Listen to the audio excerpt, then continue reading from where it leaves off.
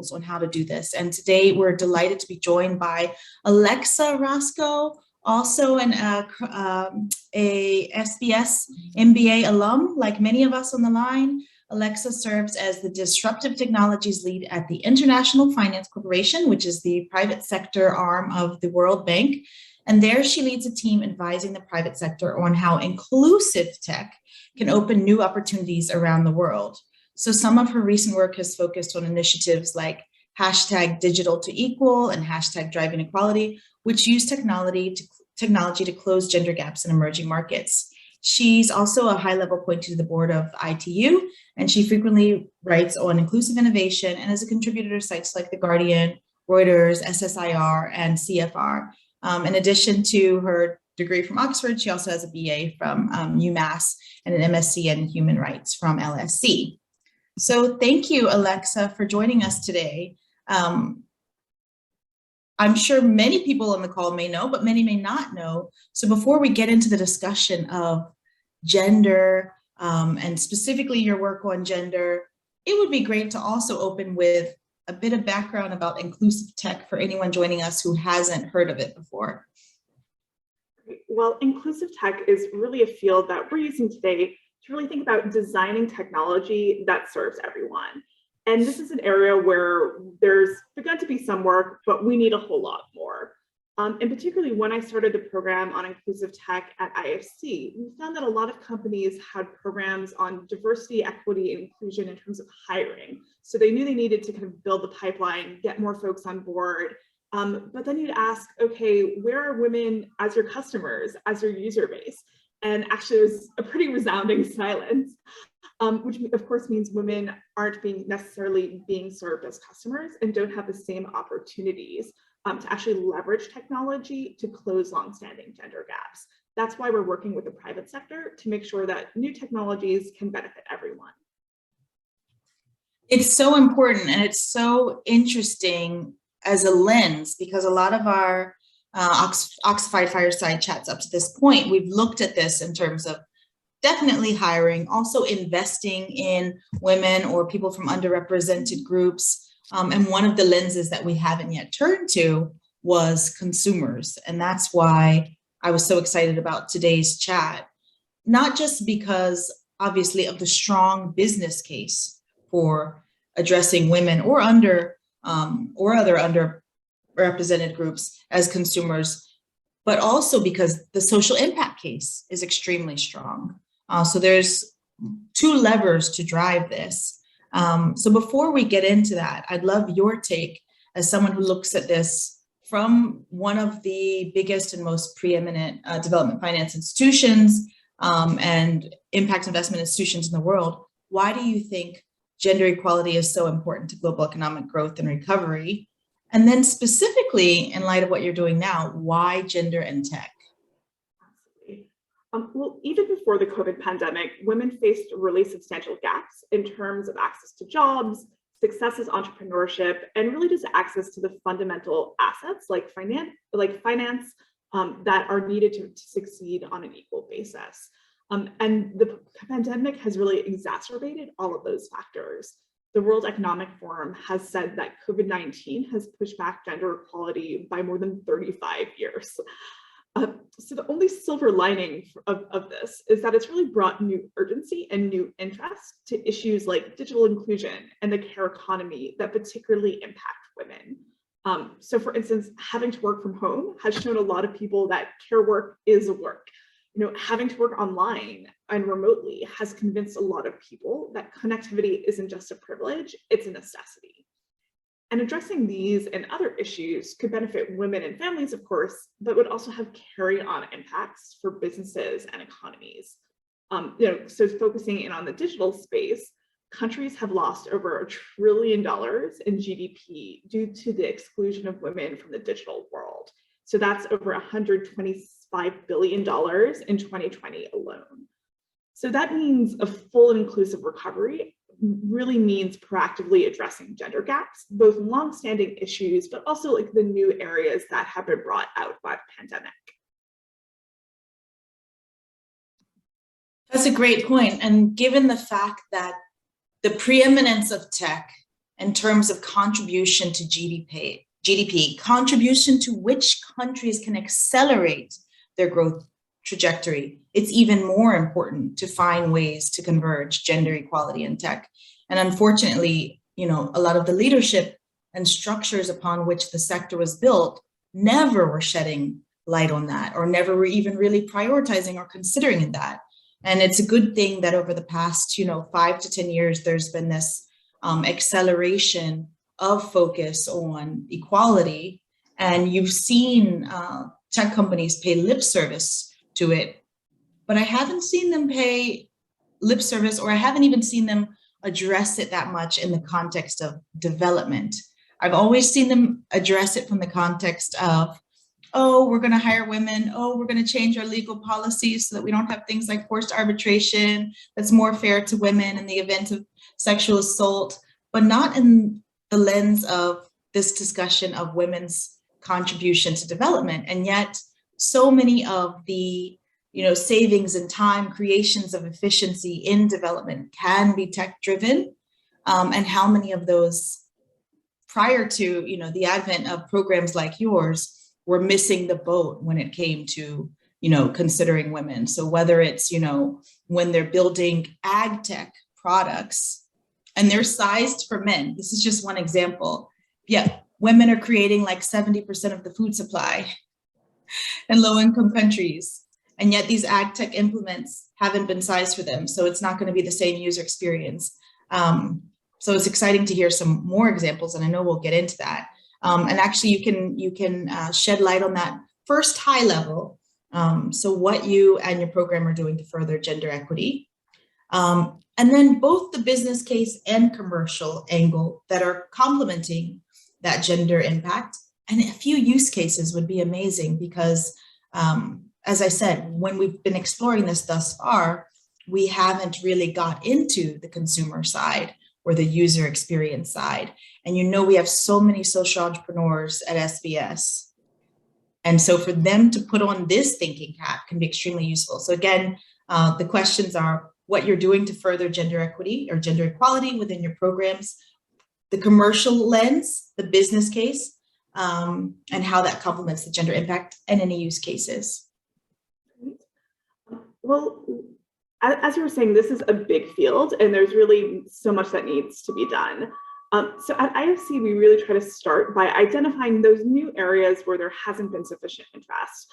And by doing research to identify where the opportunities are and where the business case is, and then turning that into practical, tangible solutions for everyone, as well as guidance for our own investment across the IFC ecosystem. So one recent example is some work that we did with 2 e-commerce leaders, Jumia in Africa and Lazada in Southeast Asia. So up until this time, there really wasn't any information out there in terms of how women were participating in e-commerce, whether they were participating in e-commerce, and particularly whether the digital economy was actually helping women overcome gaps like participation, success, financing, or whether it was really just multiplying them kind of across a new space.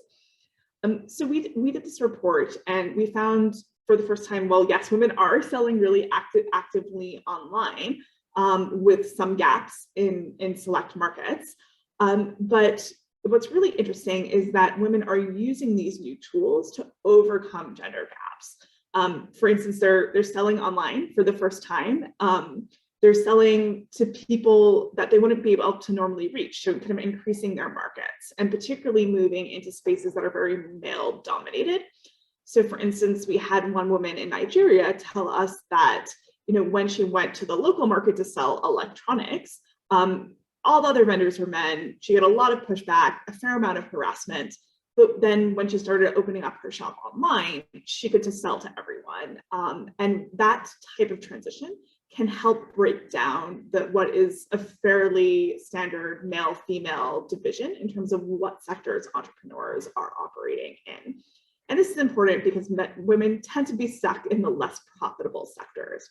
So we've already seen that e-commerce can help address that. That being said, we also identified areas where platforms really need to make a specific effort to reach women and to design from women. Really chief amongst those was fintech. We saw in Africa, women were not using new kind of integrated kind of financing options nearly as much as men. They were almost 50% less likely to be getting loans via the platforms than men were. And this is particularly unfortunate, not just because they have a greater need for finance to help grow their business, but actually the women who did apply via the solution were more likely to get approved because they weren't asking for these like big outsized loans like some of the other male vendors were. So that means this isn't just important for e-commerce companies, really for fintech operators who are trying to grow their markets. It really says that you need to specifically market to and design for women if you want your products to grow. So the sector as a whole is growing quite rapidly. A lot of the future of e-commerce is very much in emerging markets. But we found that if these gaps were closed, there's quite a substantial opportunity. Just in Africa and Southeast Asia together, there's a $300 billion opportunity to grow the market above and beyond kind of projected growth by closing gaps in men and women's revenue. And that's just between 2025 and 2030. Obviously, if you solve the problem now, the solutions will continue to benefit everyone as the market grows.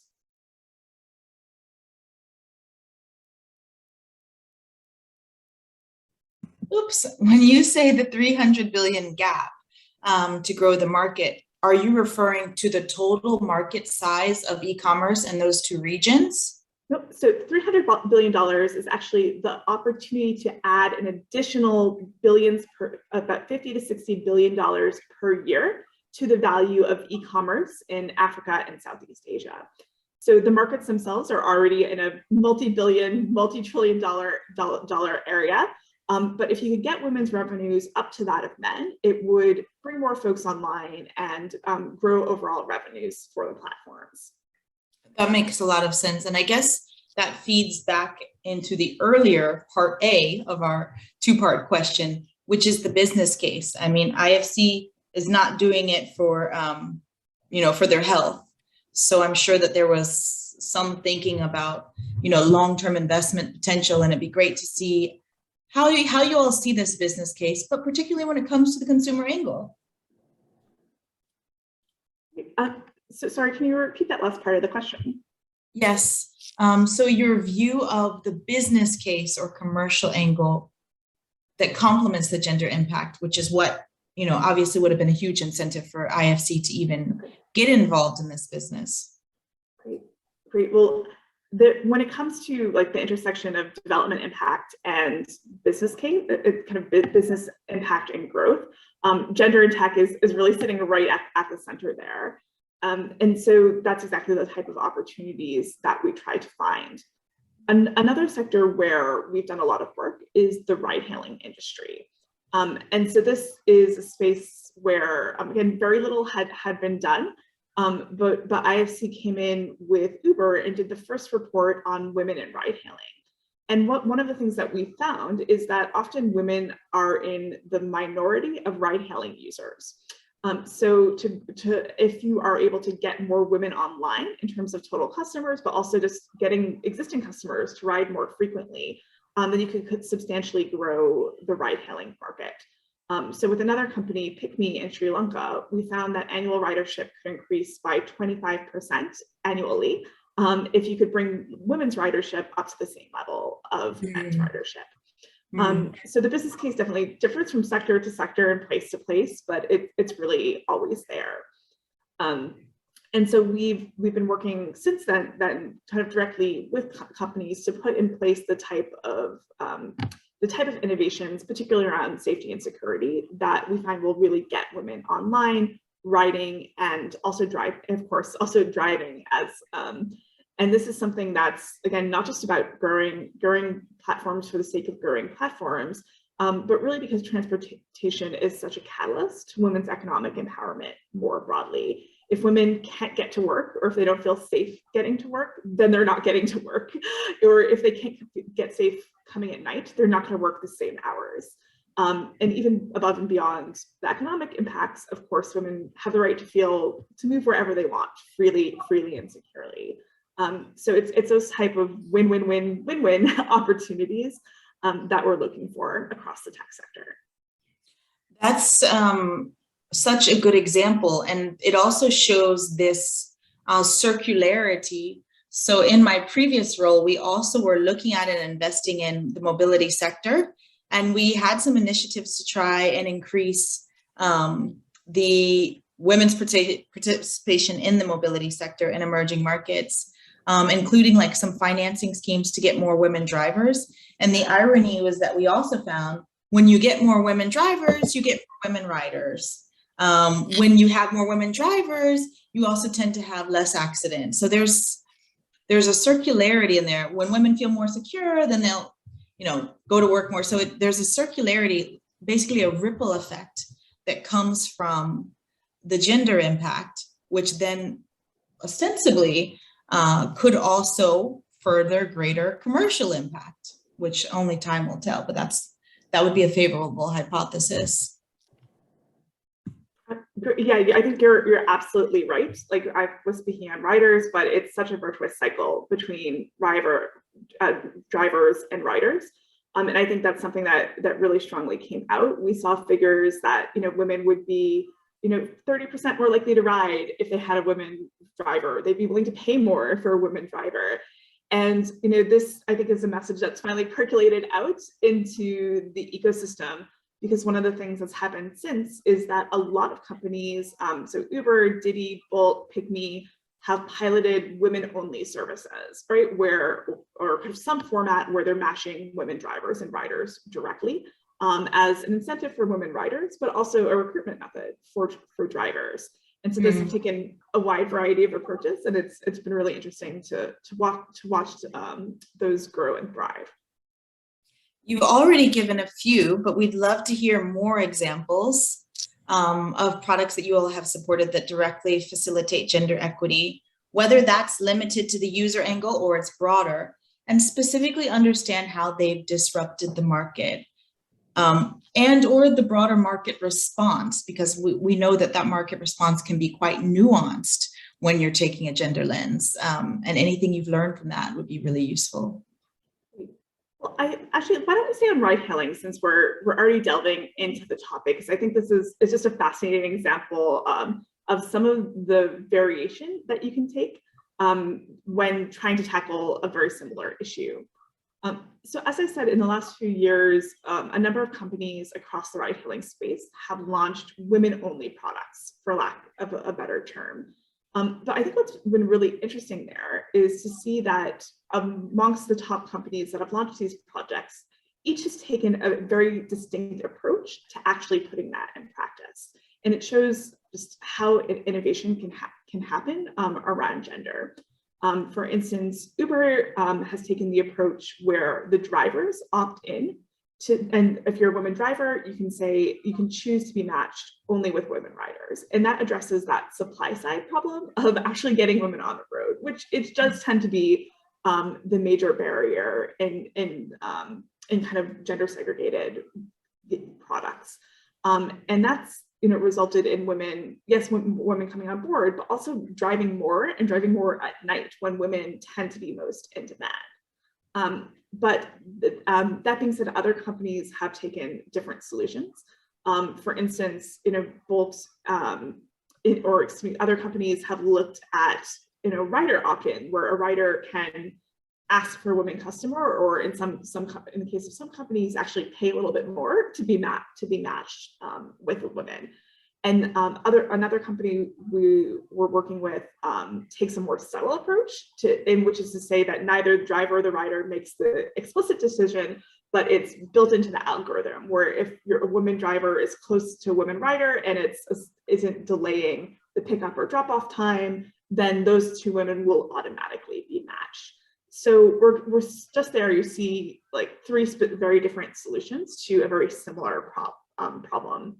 And I think what's interesting about this is that you don't just have to design the tech, but you have to navigate factors like consumer and user choice around pricing, around trying to figure out like who opts in. Do you make women pay for the services? Are these services available all the time, or only during peak hours, or only during peak service areas? And those nuanced decisions really impact exactly how these products can scale. But I think what's been consistent is that is the interest from women drivers and riders, and the need to kind of continue innovating in this space. And that brings me to my next question, which is really the crux, the meat of today's discussion, and which we hope we can continue to share through OXIFIED as we work with entrepreneurs in the ecosystem, and as we circulate some of our learnings with the ecosystem as well. How do you design with gender in mind? You have directly supported the entrepreneurs, you've worked with companies, you conducted research across all of them. What have you seen as good practices to design with gender in mind? This is a big topic. So I find it helpful to break down thinking about gender into 5 different kind of stakeholder groups. The first is first two are kind of employees and leaders. So DEI, thinking internally about human resourcing, it can mean getting more people on board, getting retaining staff, helping them grow, and having a better group of experts to draw on in the long term. And that diversity is important. For instance, our work in the private equity space has shown that gender balanced teams, so not all female, not all male, but like a mix, actually have up to 20% higher returns on their investment portfolio because they have bigger networks and more diverse networks. That being said, kind of focusing on the internal stuff is kind of necessary but not sufficient, right? Like you need a good diverse team to design diverse products, but you certainly can't stop there.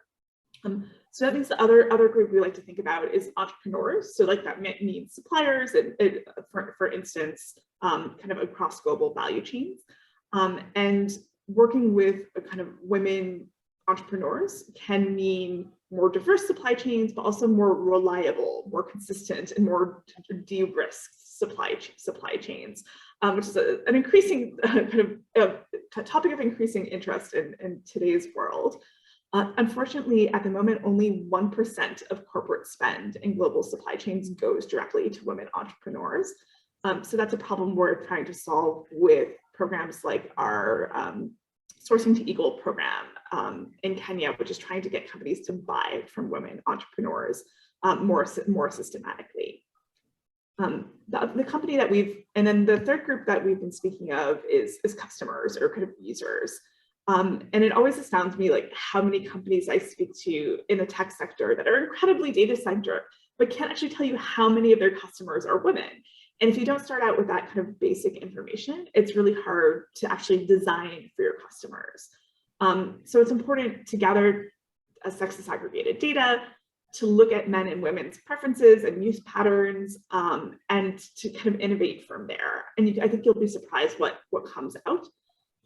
If I can brag on some of my other colleagues in the insurance sector, what IFC has done in recent years is, again, look at the business case for women's insurance products. We found there was a $1.7 trillion opportunity just in 10 kind of emerging market countries to sell to women, but then do a deep dive looking at what women were looking for in insurance products, and who was buying that products, which again turned out to be mostly women.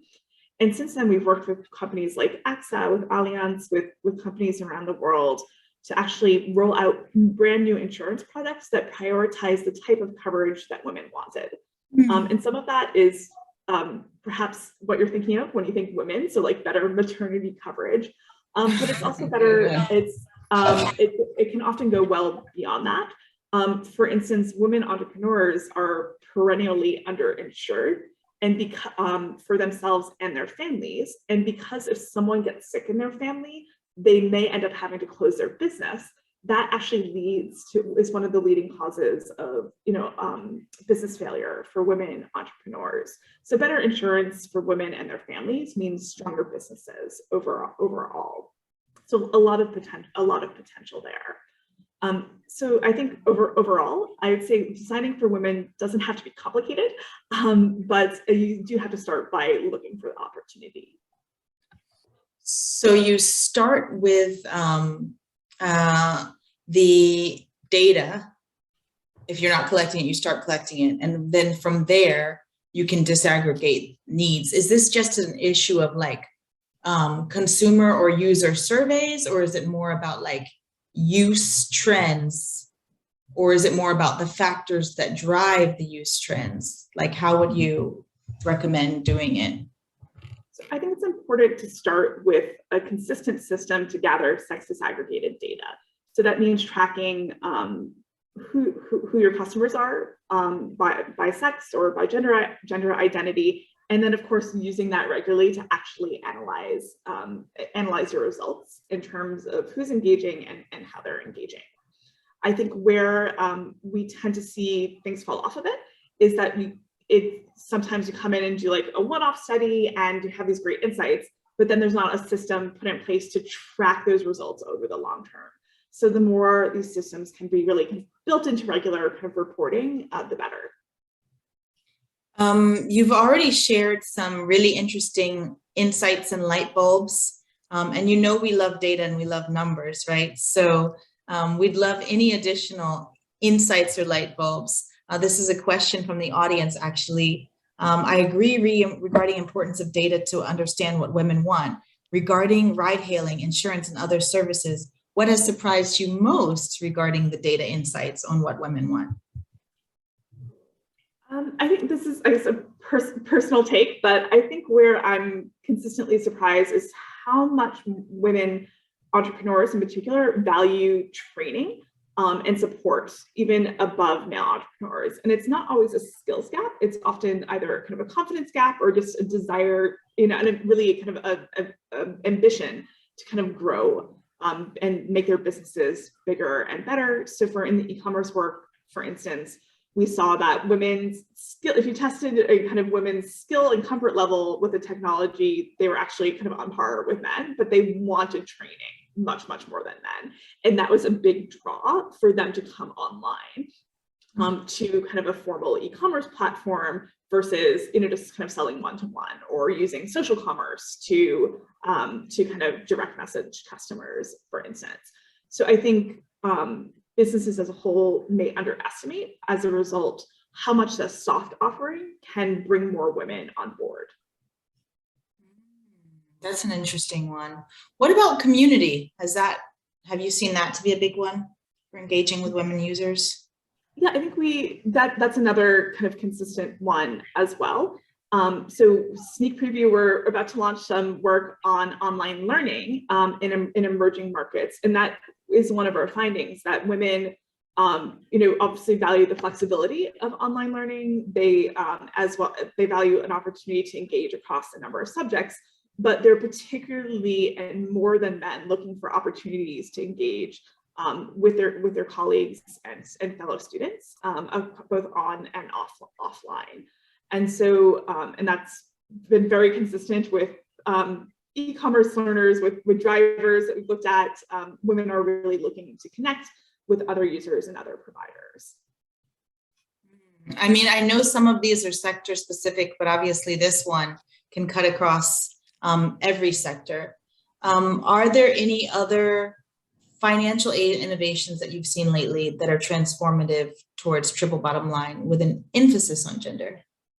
Yeah, so I'll highlight two overall trends. One, of course, is digitalization, and particularly the use of alternative credit scores. So making sure women who don't have a very traditional form of collateral or maybe traditional banking accounts, but have other forms of financial activity, can leverage that to get better access to financial products and services. So one of IFC's partners is Move, which is a vehicle financing company in sub-Saharan Africa. And what they do is use this alternative credit score, as well as things like a track record of driving on Uber and your kind of scores on that platform, to provide a car lease that's kind of a lease to own model. So that means women can enter a sector that's, again, very male dominated, but also can build up over time, this collateral, which is a vehicle, which in sub-Saharan Africa can be quite expensive and like quite an investment. So it's giving women a better path to entry into the ride-hailing and transport sector by just looking a little bit more broadly at what type of assets and experience women can bring to the market. The other trend I want to highlight is really just the ongoing trend for moving beyond access to credit and then access to savings and financial products and services. We've already talked about the insurance world, which is diverse in and of itself. But another space IFC is looking at quite a bit now is the housing market.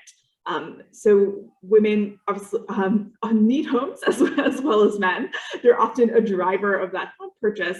But because of the type of gaps that we've discussed, they're sometimes not considered as good a candidate for home loans. So we want to change that.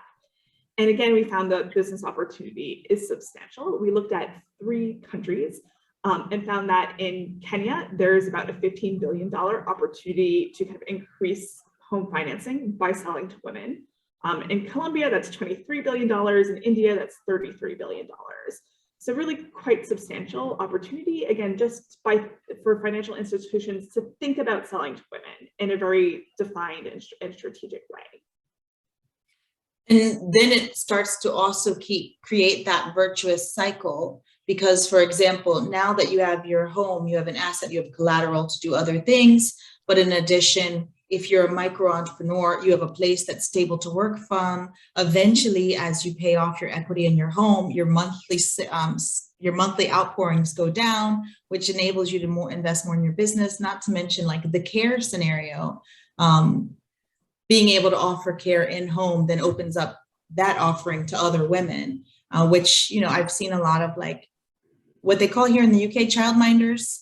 They're basically daycares that are run out of people's homes. That's such a great ladder into launching a business for working mothers. And that might seem like a very small and niche opportunity, but mothers, we are like, you know, half of adult women will be mothers at some point. So if you're not considering mothers when you're thinking about ways to create pathways, economic and commercial pathways, you're leaving out a huge chunk of women. Then you're guilty of doing to mothers what you've done to women at large.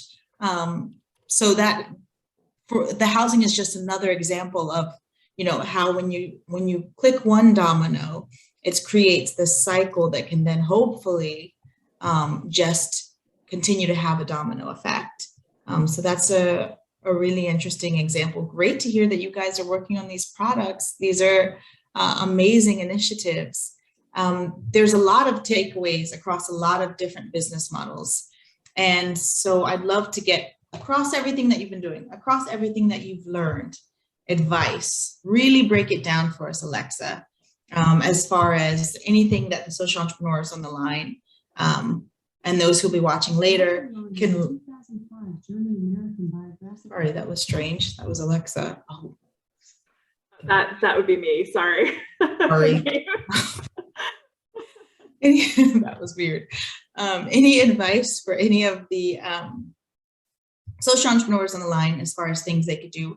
Any other learnings from across your work as far as where to begin and what to prioritize for other emerging leaders who care about these issues? So there's definitely a social entrepreneur angle, and then there's the broader practitioner impact investor angle. Well, Tara, we've had a fairly wide-ranging conversation, so I'll just condense a couple of like the top approaches. So first, sex disaggregate data.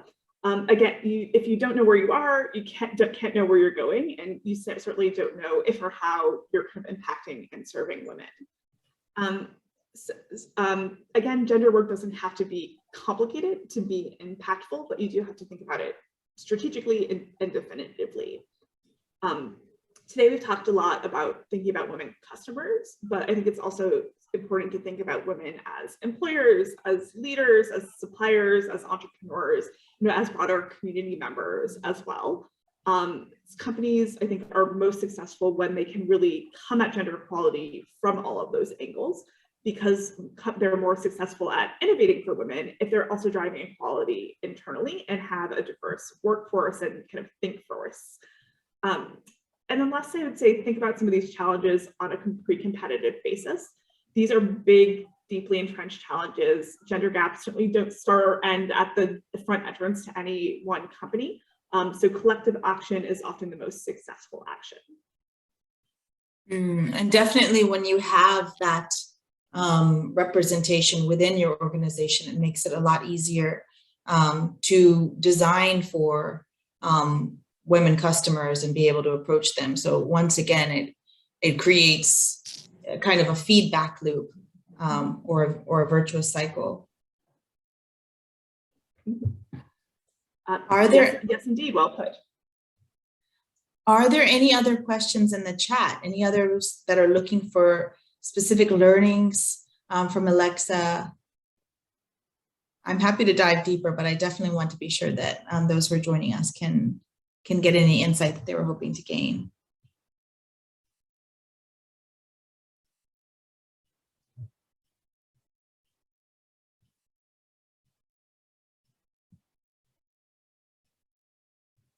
And then one other question when it comes to the user design, is there anything that you would say definitely don't do? That's a good question. I would say definitely don't assume that technology is gender neutral. Like if there's one phrase that I could remove from the English language, that might well be it. What we find pretty consistently is that technology is not gender neutral. Women and men don't have equal access. They don't use it in the same way. They have different product preferences and use patterns. So if anything, again, take a look, make sure you know, actually, when you think you know your customers, you know both your men and your women customers. It's true. Is it hard to collect gender disaggregated data for tech companies because of, I mean, it's easy if you have a storefront, but how, I guess with tech companies, it's only works if you have a subscription-based company or? No, so I would say in terms of how gathering data, it really depends what data you're gathering, about whom, and where you are. So sectors like the financial sector and health tend to be a step ahead because they have to gather that information either for legal requirements or just as a function of their overall business. They don't always use the data, but at least they have it and they're allowed to have it. That doesn't apply, equally across all sectors. So we find some folks being creative, like so for ride hailing, for instance, for drivers, you have to get licensing information. So that can include kind of biological sex information or kind of name information that can be used for the same purposes. At the same time, however, getting it for customers is more difficult because customers have to opt in to sharing that information. And that is, it sounds like a small problem, but it's actually very practical because if you don't have this information, then you can't successfully roll out the type of women-focused products that we discussed earlier. You can't match a women driver and rider if you don't know if they're men or women. So it sounds simple. It can in fact be complicated. And I think it's also important to think about consistent definitions of certain data. So for instance, what is a woman-owned business? Is that one that's solely owned by a woman? Is it one that a woman is an owner? Is it one where they have a certain percentage of owner?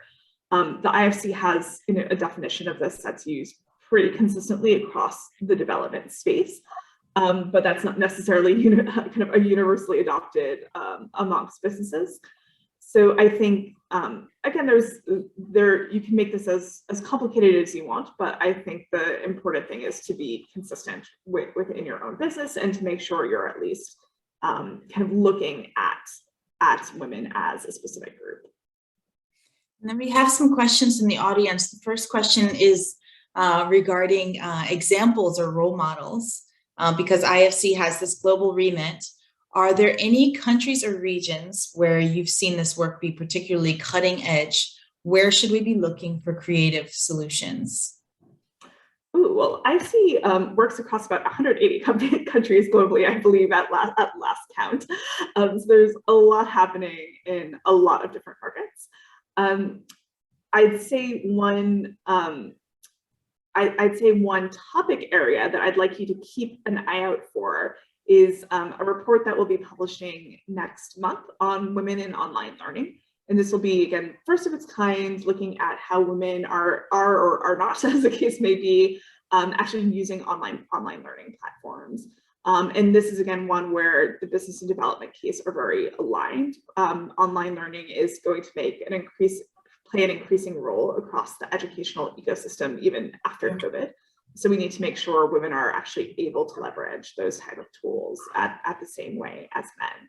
So if you allow me to interpret the question to toot my own horn a little bit, that's I would have you look out for that under our hashtag Digital to Equal initiative coming up next month. And then kind of piggybacking off the last question, it's similar.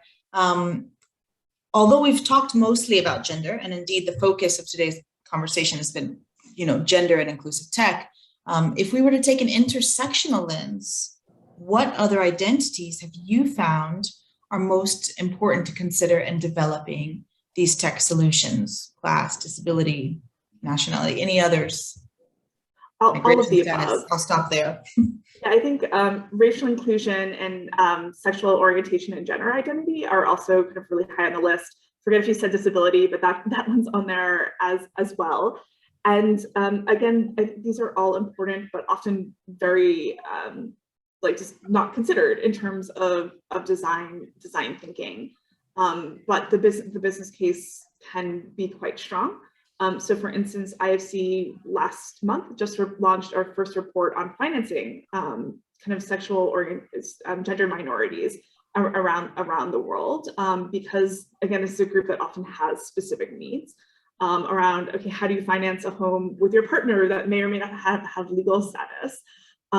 So, institutions that can address those type of needs are ones that will absolutely have a very welcomed customer base. I think where the challenge, not just for us, but everyone working on these issues is how do we layer on these solutions, and how do we gather information on topics that is a little bit more sensitive, and kind of respect people's identity and self-identity in a way it's very hard to complete in a checkbox solution. True. I mean, not only does it further the complexity around data collection, but it also furthers the complexity of data analysis. Exactly. So on LGBT inclusion, for instance, we can survey the heck out of people, but the reality is most people are not going to self-identify on a survey in a country where their status isn't legal. So this is absolutely a challenge, for everyone who's trying to reach out to serve those communities. And then another question from the audience is in regards to something that's come up from both sides of us, women in care. Are there any examples of tech solutions that you've seen to reduce the gendered burden of care work, whether that's emerging or developed market? So I'd have to say that the care economy is an area that certainly has private sector solutions. But I think where the first steps often have to be public sector solutions.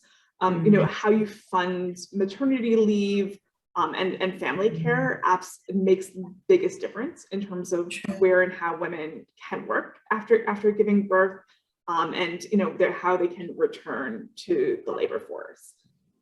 That being said, I think it's over 50 countries around the world actually have legislation that's require companies of a certain type to provide childcare solutions.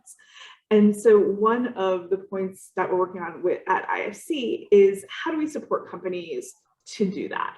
And not just for women, but for all of their employees, kind of male or female, that can include putting in place good family leave policies, setting up childcare centers, or really just providing kind of the type of support that kind of employees need to kind of balance work and family life in a way that increases recruitment, retention, and just, overall productivity while they're at work.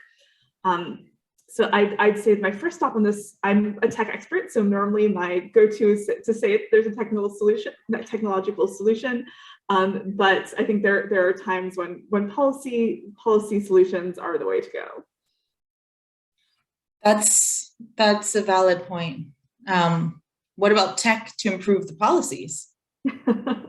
Yeah, I think there is a role for technology, certainly. One area where I think we're seeing progress is around, like, again, the platform economy. So matching caregivers with people who need care, making sure you're finding someone who's safe, who's a good match for your children is certainly a role that technology can play. True. I use an app like that here called Bubble. It's my favorite app on my phone. And yet when I am going to emerging markets, I don't bring my kids. There's no app like that there. I mean, there's other logistical reasons why I don't do that, but it's actually in regards to all of the other working mothers in all of these other countries where they could use more technological solutions to help resolve this, in addition to better and more supportive policies. I'm just checking to see if there's any more questions from the audience. I do not see any. So I think we've covered a lot of ground today. We'd like to circle back about how we can use some of these learnings in other formats. So we'll come back to you about that. But above all, we just wanted to thank you for taking the time to speak today, to share a lot of these great examples, insights. Would you please be kind enough to share, you can do either here in the chat or via email, some of the resources that you named and reports, and we'd like to definitely hashtag them and circulate them as well to the community. Absolutely, I'll be putting them in the chat now. I think our key resources are ifc.org, Driving Equality, which is where you can go to for all of our resources on women, ride-hailing, and transportation. And ifc.org, Women and E-commerce, which also has even more information than I shared today. And some of our overarching projects can be found at ifc.org/digital to equal. Actually, one other question that I wanted to ask, this inclusive tech angle is very timely, very important.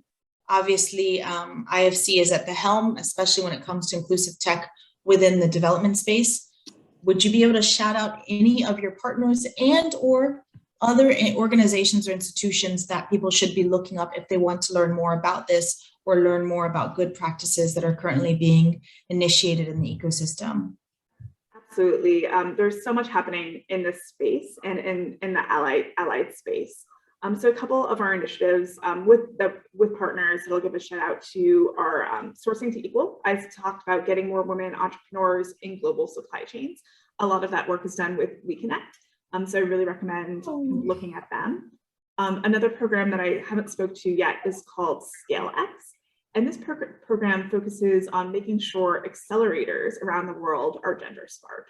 And this comes out of some research we did with Village Capital that found that women aren't getting into accelerators as much as men, which is already a problem, but also the women who get there aren't getting as much funding as men on the way out. So that is two different gaps, both of which needs to be closed. And so we're working kind of with the accelerator ecosystem to make sure they're really bringing on board as diverse an array of investees as possible to support the women entrepreneurs who kind of go through that program. And then importantly, IFC is funding the accelerators who are funding women entrepreneurs to make sure the incentive is there to kind of overcome these challenges.